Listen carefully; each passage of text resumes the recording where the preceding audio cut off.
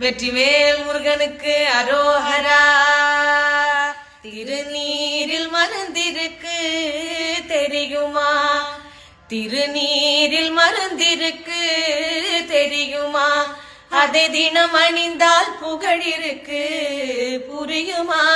அதை தினம் அணிந்தால் புகழிருக்கு புரியுமா?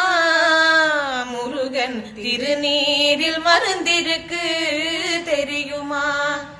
அருள் மணக்கும் ஐயனின் திருமருந்து, அருள் மணக்கும் ஐயனின் திருமருந்து, நல்ல அறிவு கண்ணை திறந்து வைக்கும் மறுமருந்து. அருள் மணக்கும் ஐயனின் திருமருந்து, நல்ல அறிவு கண்ணை திறந்து வைக்கும் அருமருந்து.